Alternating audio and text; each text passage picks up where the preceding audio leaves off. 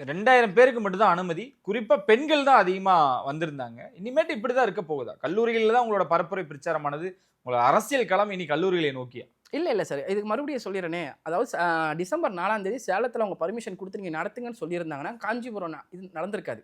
ஆனா அவங்க ஸ்டாப் பண்ணதுக்கு அப்புறம் இந்த எஸ்ஓபிலாம் உங்களுக்கு தெரியும். ஸ்டாண்டர்ட் ஆப்பரேட்டிங் ப்ரொசீஜர்லாம் போயிட்டு ஆனா இருக்குன்றதால சேலத்துல அவங்க 4, 5, 6ன்றதையும் மீறி, அந்த இடமும் வந்து கிட்டத்தட்ட வேலுச்சாமிபுரத்த கம்பேர் பண்ணக்கூடிய வகையில தான் அமைஞ்சிருக்கு. அவங்க கேட்ட இடமெல்லாம் அப்படியே தான் இருக்குன்றாங்களே.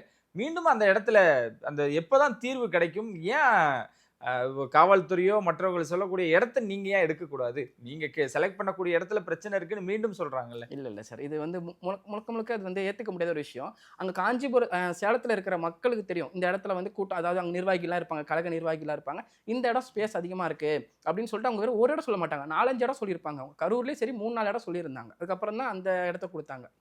இப்போ அந்த 4, 5 இடத்த பார்த்தா ஸ்பேஸ் கொஞ்சம் நல்ல ஸ்பேஸ்லாம் இருக்கும். ஆனா அவங்க அத குடுக்காம என்ன பண்ணுவாங்கன்னா, மறுபடியும் எங்க குறுக்கலான இடம் இருக்கோ அங்க தான் ம், குடுப்பாங்க. ம். பட் அது மாரி வேண்டாம் மறுபடியும் ஒரு நல்ல இடத்த குடுக்கணும்னு நெனச்சு குடுத்தாங்கன்னா, மறுபடியும் இது மாரி அசம்பாவிதம் நடக்காது. ஆனா கழக நிர்வாகிகள் எங்க மக்கள் இன்னும் நல்லா இருக்கும். எந்த இடத்துலயும் பிரச்சனை வரக்கூடாது அப்டின்ட்டு யோசிக்கிறாங்க. அதனால தான் வீக்கெண்ட்ல வைக்காம வீக் டேஸ்ல வைக்கிறாங்க. ஏன்னா ஸ்கூல் குழந்தைங்க இவங்கலாம் வரக்கூடாது அப்டின்ட்டு.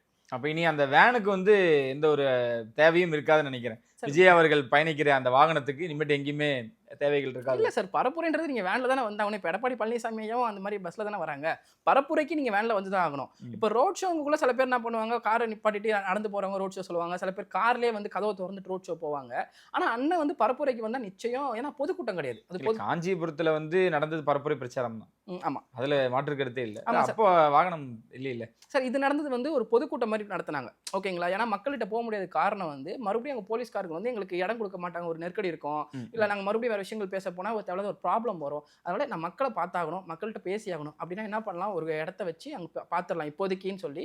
ஏன்னா ரொம்ப நாள் நெறைய அவரோட மனநிலை ரொம்ப பாதிக்கப்பட்டிருந்துச்சு. ம். இப்போ அண்ணன் வெளிய வராங்க. இப்போதைக்கு நான் மக்கள பார்க்கணும்னு சொல்லிட்டு தான் அங்க வந்தாங்க காஞ்சிபுரத்துல. மக்கள பார்த்துட்டாங்க. இப்ப எங்களுக்கு என்ன ஒரு சந்தோஷமான விஷயம்னா, எங்களுக்கு ஒரு சின்ன குறை இருந்துச்சு. அண்ணன் வந்து மக்களோட பேசியிருக்கலாமே! சில பேர் மைக்க வாங்கி எங்களுக்கு இந்த குறைகள்லாம் இருக்குண்ணா, இதெல்லாம் நீங்க கொஞ்சம் பண்ணி குடுங்கன்னு சொல்லாமே, ஏன் அண்ணன் கேட்காம விட்டாங்கன்னு எனக்கு ஒரு சின்ன குறை இருந்துச்சு. அப்புறம் வெளிய வந்த மக்களோட ஸ்பீச் எல்லாத்தையும் நான் கேட்டுட்டு இருந்தேன். எல்லா மக்களும் சொல்ற ஒரே விஷயம் என்னன்னா, நாங்க என்ன கேட்கணும்னு வந்தோமோ, நெசவு தொழிலா இருக்கட்டும், விவசாயமா இருக்கட்டும், அப்புறம் இந்த இண்டஸ்ட்ரி ரிலேட்டடா இருக்கட்டும், இந்த பஸ் ஸ்டாண்டா இருக்கட்டும், நாங்க என்னென்னலாம் பேசணும்னு வந்தோமோ, எல்லாத்தையுமே அண்ணன் பேசிட்டாரு. எங்களுக்கு ம். இதுவே போதும். அண்ணன் நிச்சயம் ஆட்சிக்கு வந்து இது எல்லாமே பண்ணாலே எங்களுக்கு போதும் அப்டின்ட்டு சொல்லியிருந்தாங்க. ஸோ மக்கள் பேச வேண்டிய அவசியமே இல்லாம அண்ணாவே எல்லாத்தையுமே பேசியிருந்தாங்க. கிட்டத்தட்ட ஒரு 15 நிமிஷம் பேசியிருப்பாங்கன்னு நெனைக்கிறேன்.